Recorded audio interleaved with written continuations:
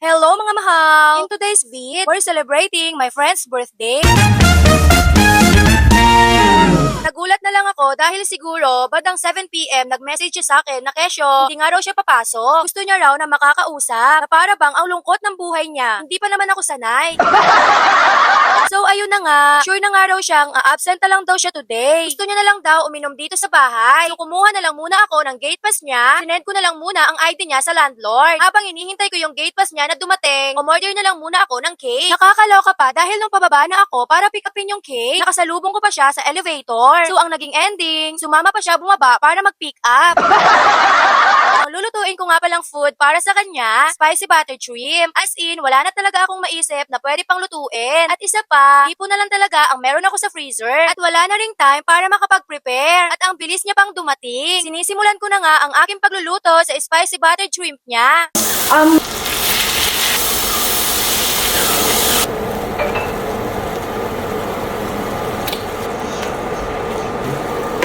Nung matapos ko nang maluto ang spicy butter shrimp, hugasan ko na muna yung tower drink na gagamitin namin para sa bakbakan naming inuman. At tayo nga ay mapapalaban na naman ngayong araw. Etong friend ko na to, siya yung tipo ng taong walang hilig na i-celebrate ang kanyang birthday. Normal lang daw ang birthday para sa kanya. Kaya ako na lang ang gumawa ng paraan para i-celebrate ang pinakamahalagang araw sa buong pagkatao niya. Yung friendship na meron kami, nabubuo sa pagiging give and take. Kaya laging balanse talaga ang pagbibigayan namin sa isa't isa. Hindi yung puro give lang yung isa at hindi puro take lang yung isa. Nagtitimpla na nga pala ako ng aming iinumin. Hindi ko nga pala alam kung anong pangalan ng alak na ginagawa ko. Basta makapagtimpla lang at makagawa ng alak, okay na yon. Ang mahalaga, malalasing ang lahat. Nagsisi pa nga ako sa ginawa ko dahil nilagyan ko pa ng Yakult. Umangit tuloy yung kulay ng alak. Pinay ko pang salain, baka may pag-asa pang gumanda yung kulay. So ayun na, natapos na natin ang ating homemade na alak.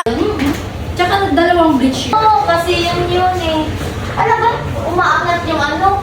Kasi doon sa Uncle John's eh. Nilinisan ko na lang muna ang makalat naming table. Ilagay ko na ang spicy butter shrimp, ang cake, ang chichurya. Kumuha na rin ako ng 2 baso. At higit sa lahat, para sa pangmatagalan na inuman, slice na rin ako ng iba't ibang klaseng fruits. Alam nyo ba, ang fruits kasi ay nakakatulong para sa pangmatagalang inuman. Pagkain ka ng pagkain ng fruits, habang tumatagal, hindi ka basta-basta malalasing. Dahil tapos ko nang i-prepare ang lahat, pwede na namin kantahan ng happy birthday song ang birthday celebrant. Binuksan ko na rin yung cake para i-ready na. Sinindihan ko na rin yung kandila at kinantahan na rin namin siya ng happy birthday song. Visit na visit.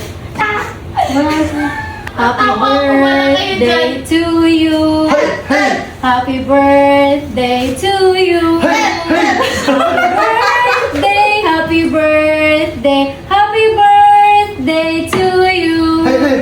Wish mo na. Ay, mag-wish ba? Ano pa? Tawang-tawa nga kami sa birthday wish niya dahil yung winish niya ay kakaiba at walang katulad na birthday wish. At ang wish niya ay yung bagay na sobrang imposibleng mangyari. And pagkatapos namin siyang kantahan, sinimulan na namin ang aming kasiyahan.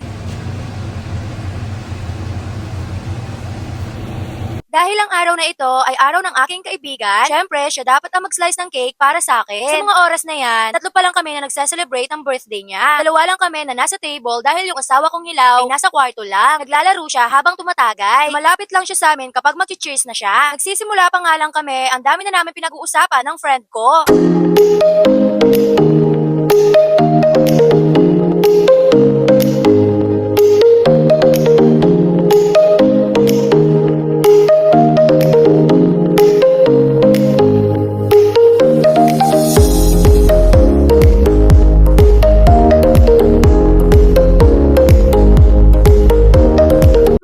Lang, sa sobrang haba na ng aming pinag-uusapan, nagulat na lang kami nang biglang may kumatok sa pinto. At ayun na nga, ang isa pa naming kaibigan ay dumating na rin sa wakas. Kakarating pa nga lang at kakapasok pa lang niya ng bahay. Aba, at talagang parang hindi siya napapagod. Nagsayawan pa silang dalawa.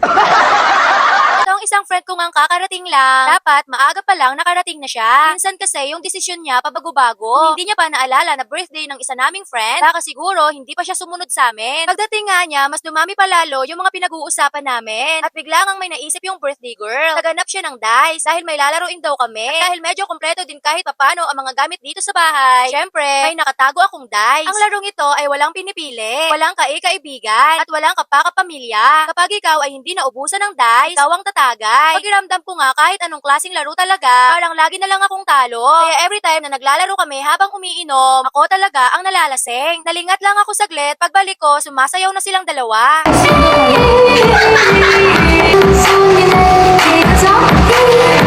At noong nakaramdam na sila ng kapaguran, ayun na at tinigil na rin nilang dalawa ang kanilang kalokohan. Isipan nga namin gumawa ng transition ng birthday celebrant. Ilang beses pa nga namin ginawa. Ilang beses pa namin pinaulit-ulit para lang ma-perfect. Pati yung asawa kong hilaw, tinawag ko na rin para tulungan kami. Sinamay pa yung taong seryosong maglaro sa loob ng kwarto. Para pandagdag abubot sa video, kinuha ko yung purple flower bouquet. Para mas lalong gumanda yung transition na gagawin namin. Nakailang beses talaga kami nag-take ng paulit-ulit. Iba't ibang anggulo at iba't ibang pwesto. Everyone, it's my birthday. Okay. And then, wala pa yung... Ano yan ang message mo?